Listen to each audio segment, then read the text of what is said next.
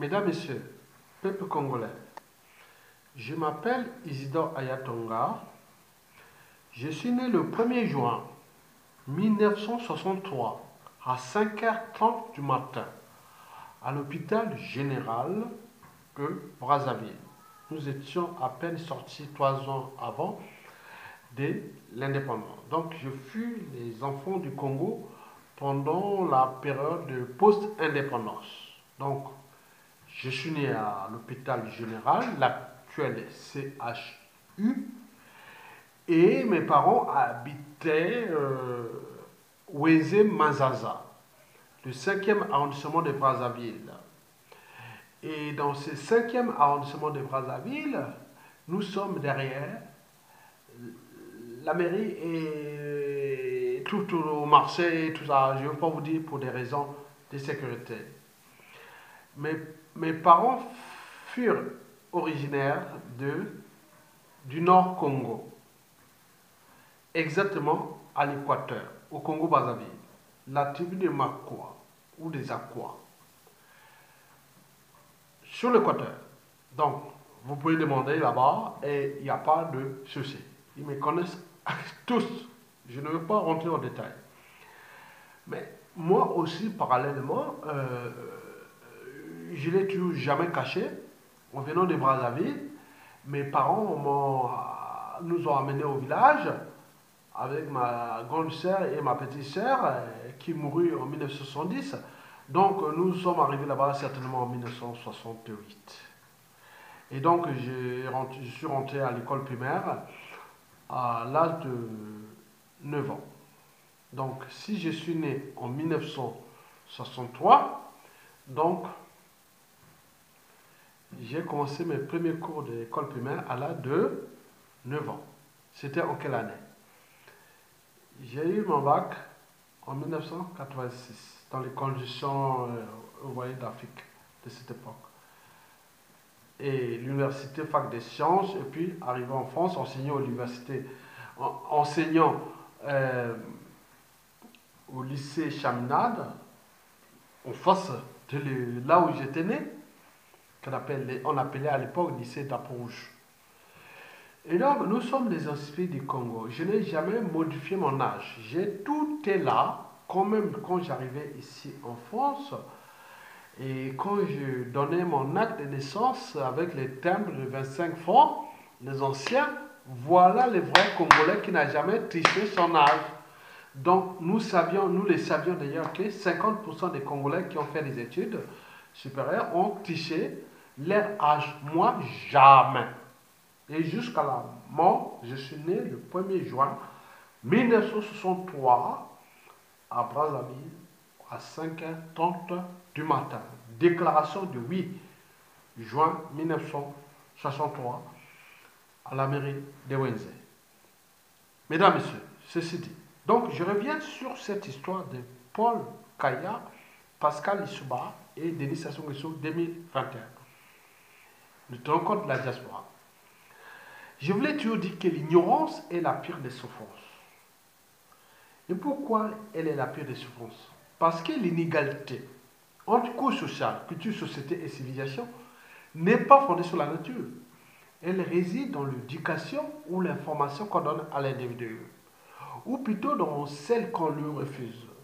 Ceci est d'ailleurs un cas de prise de conscience individuelle et collective. En réalité, le pouvoir est en vous, en tant qu'individu.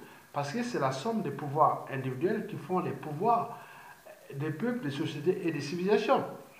Mesdames, Messieurs, l'histoire du Congo, Brazzaville, va être de plus en plus falsifiée, mais pas celle d'avant la révolution Internet, qui est d'ailleurs arrivée déjà à la fin de la guerre froide.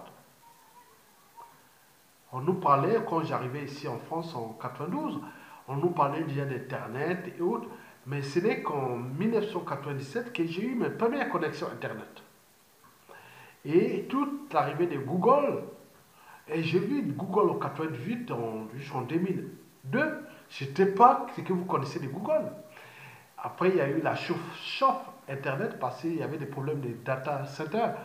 Et donc l'Internet, il y a eu sur ça, on commençait à protester, est-ce que l'Internet va survivre, c'est n'importe quoi, et autres.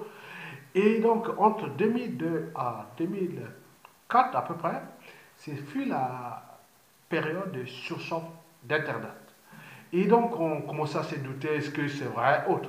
Après l'industrialisation d'Internet, c'est-à-dire la construction des centres d'hébergement, des data centers, et à ce moment-là, à partir de 2004, nous arrivions dans l'industrialisation d'Internet et que nous connaissons aujourd'hui. Bien entendu qu'il y a eu l'arrivée de Facebook en 2005.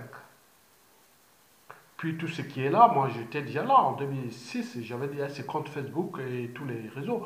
Arrivé des tuteurs en 2007 que j'ai créé même des comptes, j'avais déjà tout ça. Hein. J'ai des produits qui sont nés de cette culture-là. Mais étant donné que j'étais quand même en Europe, en Occident, je suis noir et je n'ai pas même l'intelligence, c'est pas possible.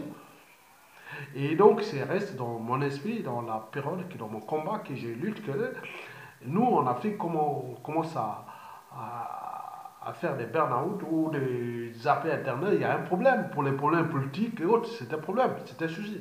Donc, Facebook arrive en 2005, puis arrivé Twitter en 2007. YouTube, je pense, en 2006. Et puis, fut racheté, c'était une vague de communication, YouTube et autres. Bon, nous étions là.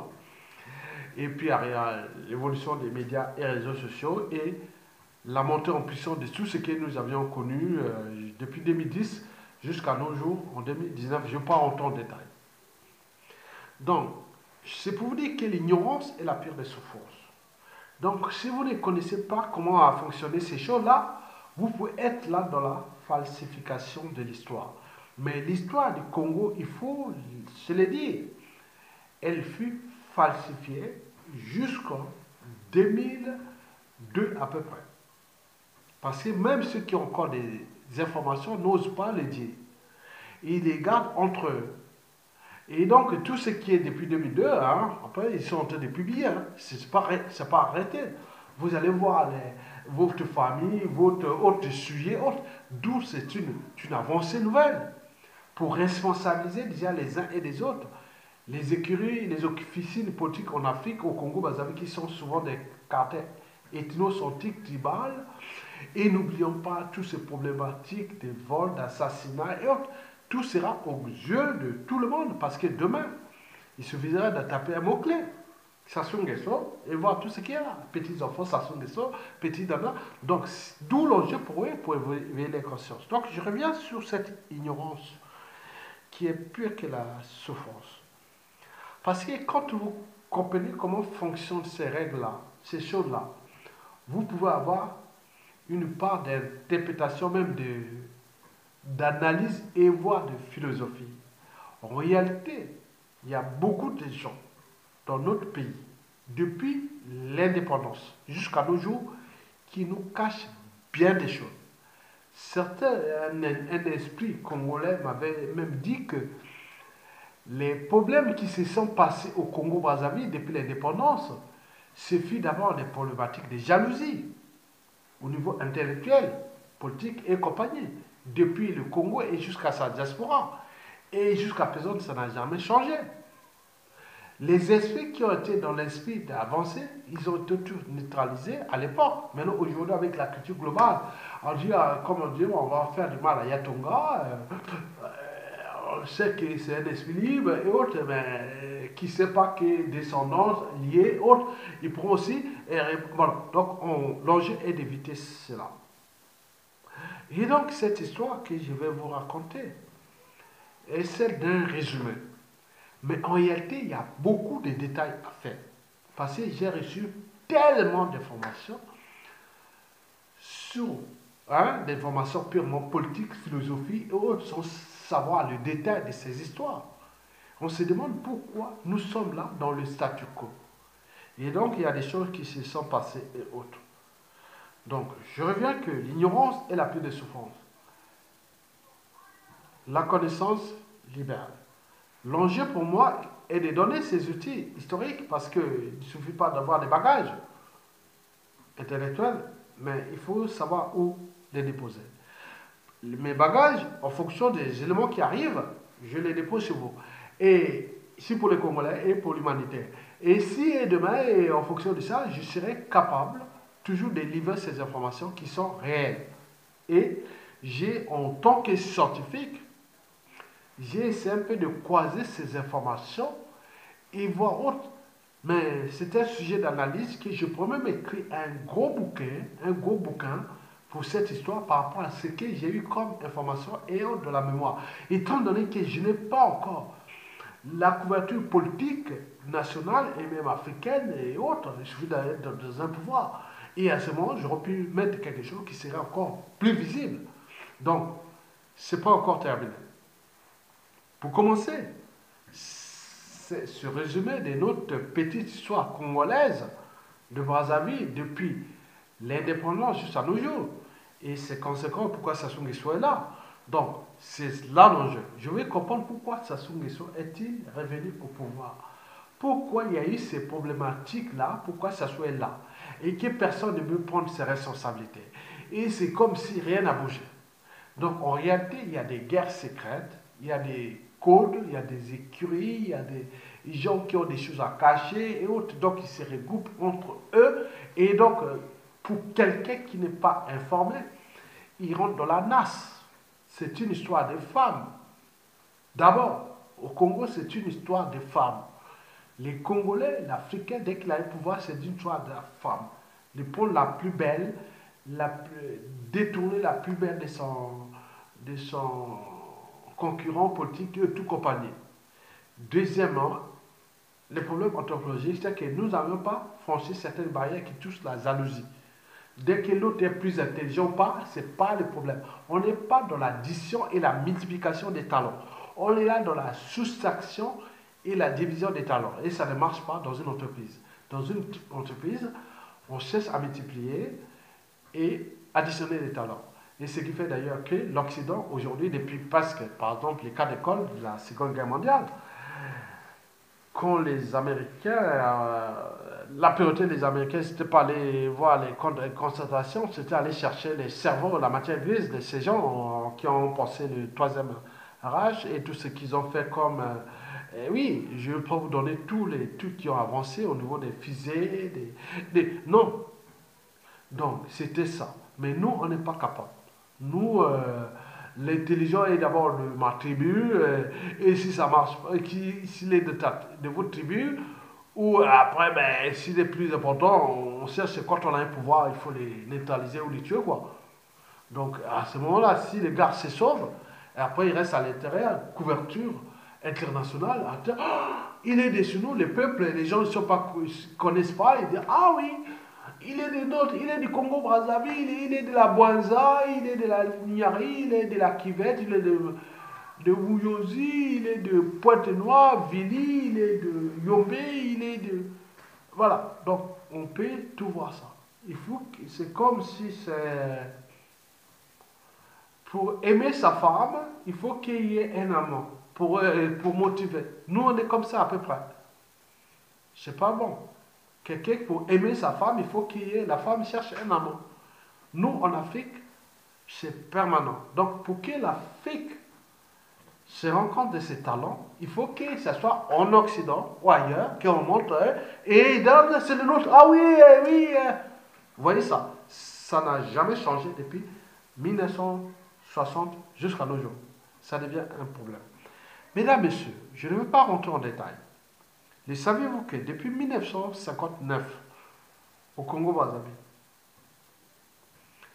la guerre civile de 1959 là, ce fut la guerre entre Yulu et Jacques Opango. En réalité, ce fut la guerre entre les Mboshi et les Lari.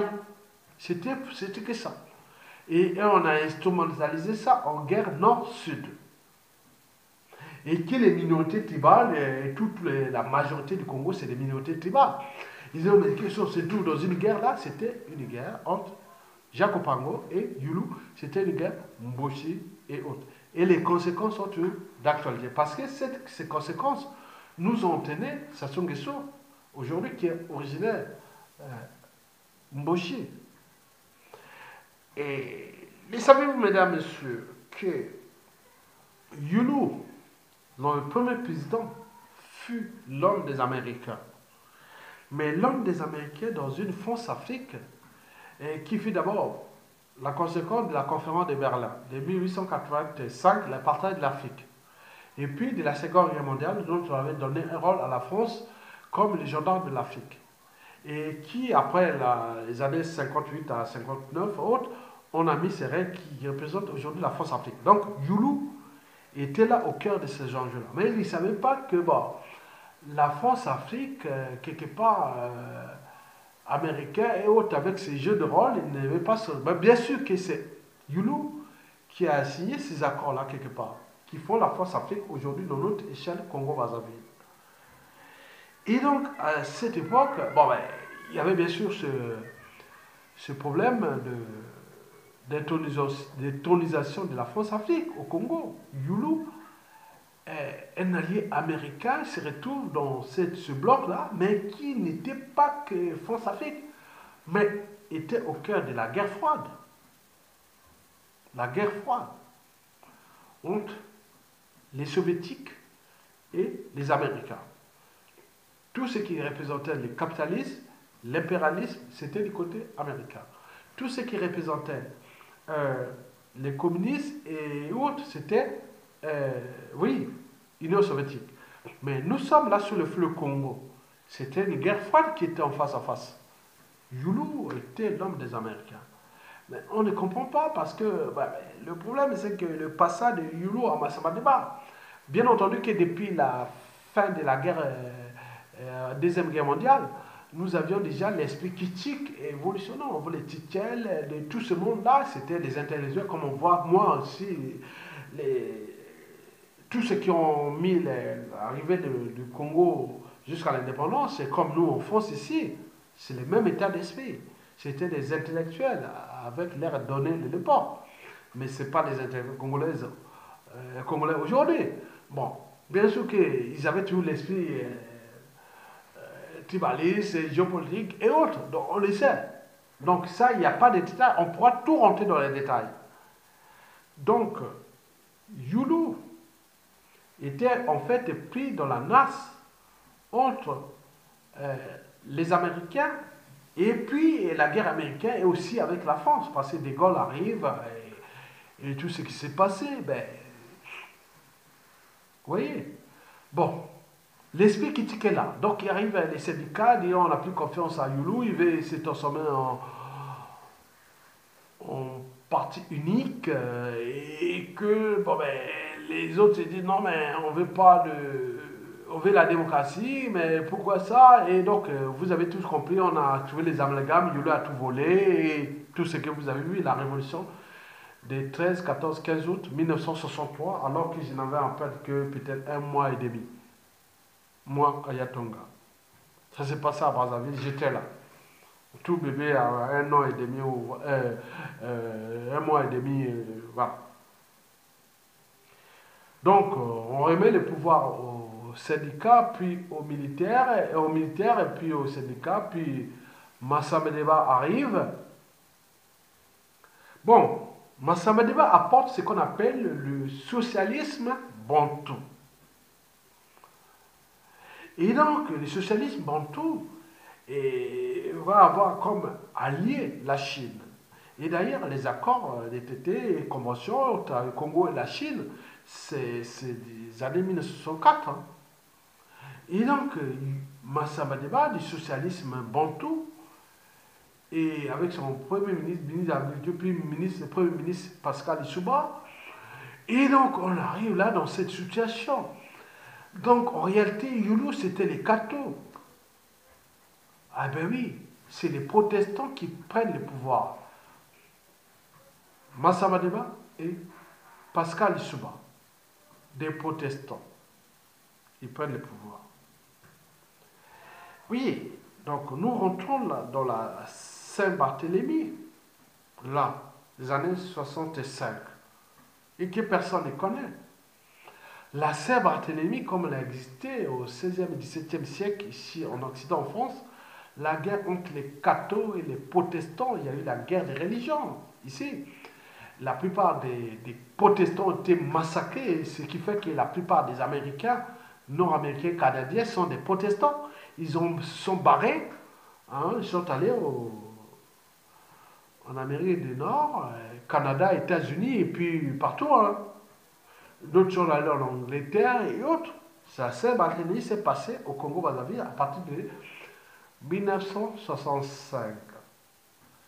Président Alphonse Massamba-Diba, Premier ministre qui Pascal Lissouba. Donc, tous deux protestants. Donc, on a parlé d'histoire des Machomé, Machokota, Pouambou, qui seraient des cathos, des intellectuels cathos, le problème des jalousies, qui seraient massacrés, tués, qu'on n'a même pas résolu ce problème, ni même à la conférence nationale. Personne ne va en parler jusqu'à nos jours. Mais il fait un élément qui était déjà averti qu'on allait vous tuer. Et donc, je ne sais pas comment, je ne sais pas quel était le cursus de Paul Kaya à cette époque-là, c'est lui qui s'est barré. Il savait bien que, d'après les informations qu'on a des réseaux, nous a pris, qu'on lui avait informé qu'il serait dans la même embrouille ou le même procédure d'assassinat que Mathieu Kota et Pouambou. Donc cette histoire n'a jamais été réglée. Nous, en 91 à la conférence nationale, on a plutôt réglé les problèmes du marxisme-léninisme de 1970 à 1991. Et de ces années-là, on a tout zappé. C'est une histoire qui est toujours là. Donc l'ignorance est la pire des souffrances. Donc il y a des gens qui ont des choses à cacher, qui n'osent pas les dire. Donc vous venez de comprendre que cette période de Massamba Diba, en 1968, donc nous devons l'éclaircir sur ce plan de vue des assassinats d'intellectuels et autres. Donc nous étions quelque part au cœur de la Saint-Barthélemy, au XXe siècle, au Congo-Brazzaville, où les pouvoirs protestants ont massacré des intellectuels catholiques.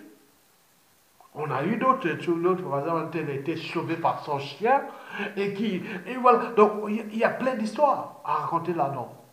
Donc nous ne sommes pas là. Moi je suis en 1963, c'est l'année que je suis né.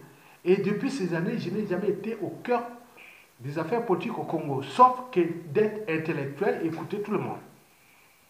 C'est tout. Mais écoutez, donc on connaît les secrets. Non, je n'ai pas de secrets à livrer. Je dis ce que j'ai écouté de tous les réseaux, des croisements d'informations. Mario Ngouabi arrive en 1968, après l'éviction de Massamba Diba. Entre-temps, en 1966, il y a eu des trucs de l'armée et autres. Donc il fut sauvé par deux éléments, Yombi Opango et Denis Sassou Nguesso. Mais il me semble que Yombi Opango serait déjà un élément des Américains. Mais pourquoi n'ont-ils pas accompagné jusqu'au bout? Mais on ne sait pas. Mais Sassou Nguesso s'était assuré que c'était un élément de la France-Afrique. Donc, Marine Ngouabi, quelque part, était pris dans la nasse. Mais je vous informe que dès 1969, Marine Ngouabi, c'est l'homme du marxisme, le ninisme. C'est-à-dire intégré, sorti du socialisme bantou, qui, au niveau scientifique, il n'y a pas de règles et autres. Donc, on voulait intégrer le socialisme scientifique intégré à la révolution mondiale, du communisme mondial et de tout ce qui serait dans le cadre de la pensée là. Bien sûr que Mario Ngouabi fut un scientifique, il a prouvé, et il a eu son DA en sciences énergie solaire, c'est un physicien président qui en 77 voulait laisser les pouvoirs. Déjà il était au pouvoir depuis 1969-70, à 1977, il voulait laisser les pouvoirs, aller faire les trucs des sciences, il voulait s'occuper de la science. Donc, Marine Ngouabi, en 1970 à 1977, avant son assassinat, avait introduit ce qu'on appelait le marxisme-léninisme, c'est-à-dire du socialisme scientifique intégré à la révolution prolétarienne mondiale. Et donc, nous avions vécu ça, mais qui, après son assassinat, ça a continué jusqu'en 1991. Donc, Sassou Nguesso, qui fut un imposteur et qui n'a pas compris que c'était un pion de la France Afrique qui est déjà programmé là. Puis c'est l'assassinat de Marine Gwabi. Nous, on peut faire tous les détails. C'est de ce qu'est l'histoire.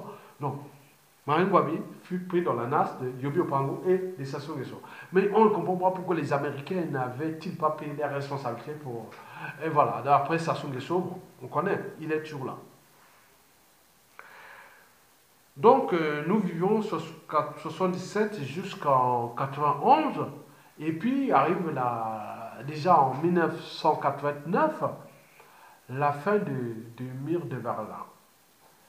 Et puis, bon, ben, la perestroïka s'est déjà passée en 1986, et puis arrive en décembre 1989, ça a commencé déjà loin, hein, déjà depuis l'été 1989, puis l'aboutissement en décembre 1989, la fin du mur de Berlin. Puis Mitterrand convoque la conférence de la Baule en 1990 pour mettre en situation les trucs de la guerre froide, la fête de la guerre froide, le multipartisme en Afrique. Donc nous arrivons à la période de cette conférence nationale. Et donc, il y aurait eu trois acteurs. Le général Jean-Marie Michel Mokoko, chef d'état-major des armées, plus son ministre de la Défense, Raymond Daman Ngolo, le défunt, mort, je pense en 2017, je pense, oui. Puis un syndicaliste, Bokaba Ngouma. Donc il y a deux individus qui sont toujours en vie, le général Jean-Marie Michel Mokoko et Bokaba Ngouma. Donc l'enjeu était de dire, mais on va à la transition, pourquoi pas? Et donc nous arrivons là. Bon, ben, le problème est que pendant cette conférence nationale, il y avait tous les éléments, on disait qu'elle était devenue géopolitique. Nord contre le sud. Ce qui s'interprétait dans le quartier nord de Brazzaville. Donc je suis originaire du nord. Et ce qui se disait des quartiers nord de Brazzaville, de Talangaï, Wenzo, Talangaï, Mikalou, à l'époque, petite chose, il n'y avait pas grand chose. Massengo, c'était encore pas grand chose. Combo, c'était pas grand chose, arrivé à haute là. Même Massengo, c'était la limite. Hein. Après, on rentre dans la. Voilà. Donc, nous étions là. Je sillonnais les quartiers de Mikalo là, de Mikalo 1, 2, tous ces. Mon Dieu. Année 1985, 1991. Eh bien oui.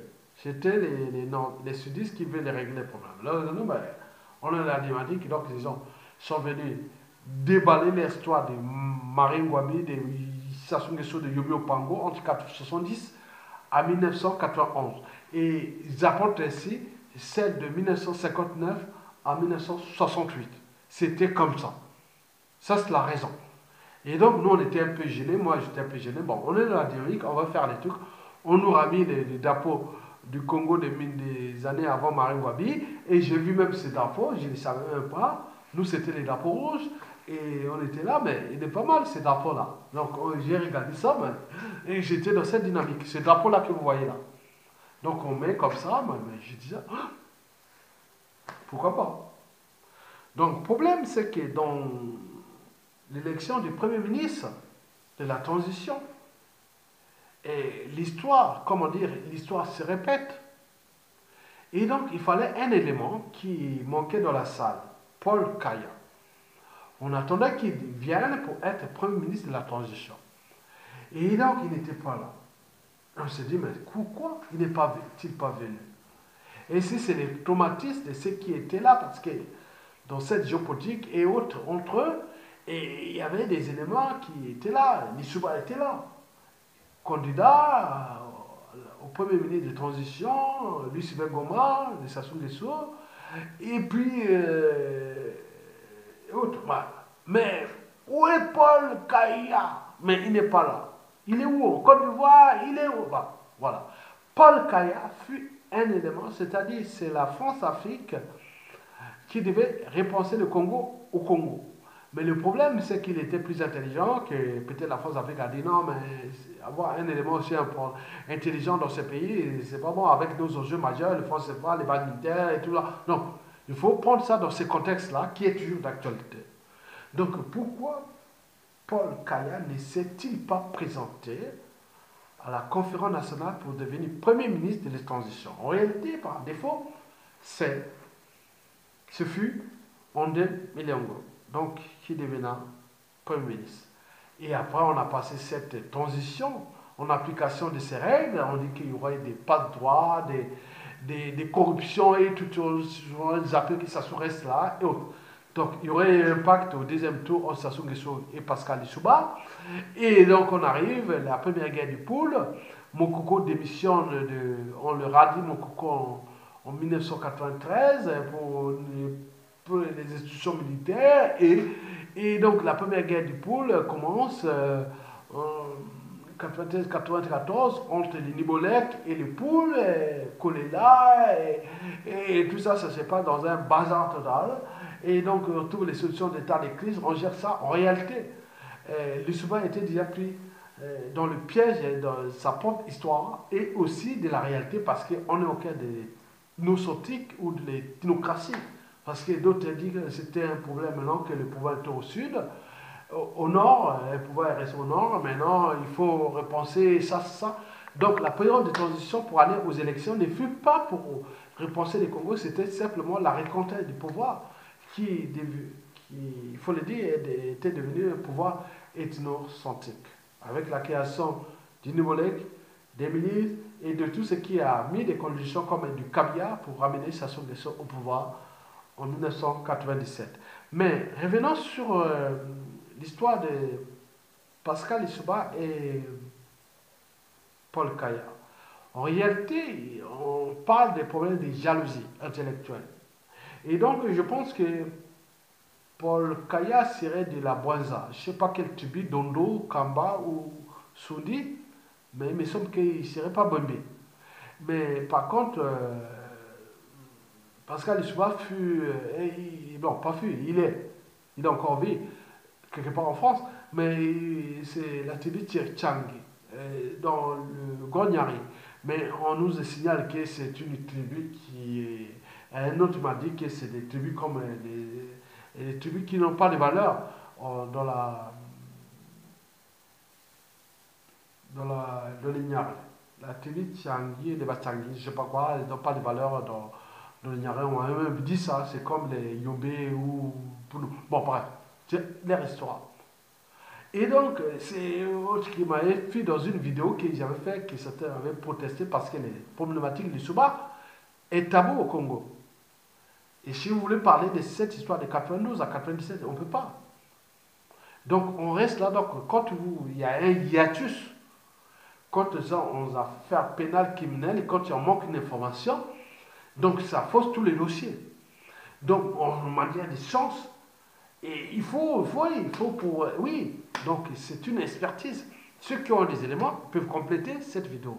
Et donc, Lissouba, toi, Paul Kaya et Lissouba revient parce qu'en réalité, d'après les sources, les secrets des sources, on m'avait dit que l'élection de 1997, exactement en juillet 1997, Pascal Lissouba, tous ses officiers, et puis de Sassou Nguesso, ils savaient très bien que ni Sassou Nguesso, ni Lissouba ne seraient élus. En réalité, le président de la République du Congo, Brazzaville, en 1997, serait soit Paul Kaya ou Kololo, les défunts Kololo, l'ancien ministre de la période de transition, un esprit intelligent. Partageons d'ailleurs avec Delo, des Pointe-Noires.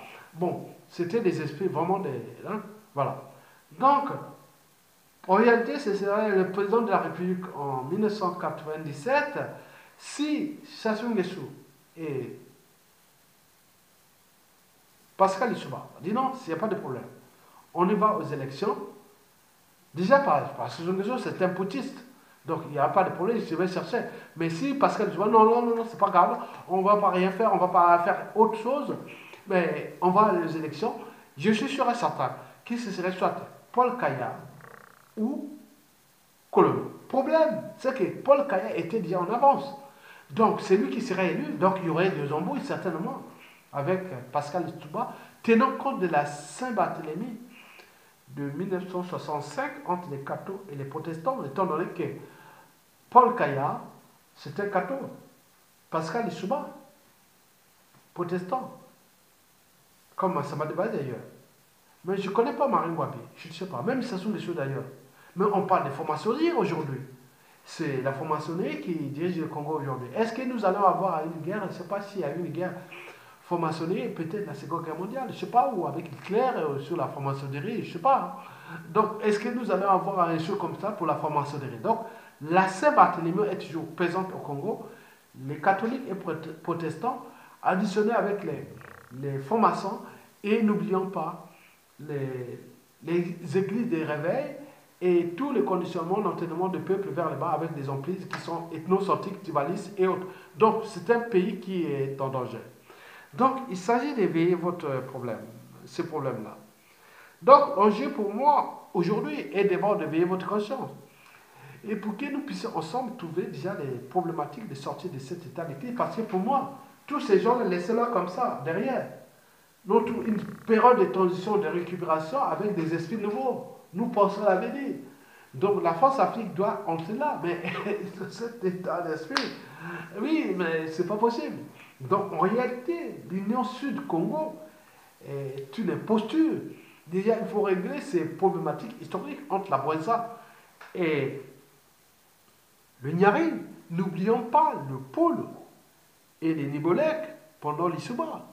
Et n'oublions pas tout ce qui était avant, que le royaume Congo peut passer dans une grande partie, une petite partie du pôle, une partie de la Bouenza, une partie du Nyari, et puis une partie le Kouliou. Mais qui reste les régions nord du Nyari, même de l'Elikumu, qui n'était pas historiquement avec les éléments des vidéos que nous allons faire, mettre ensemble, n'était pas le royaume Congo.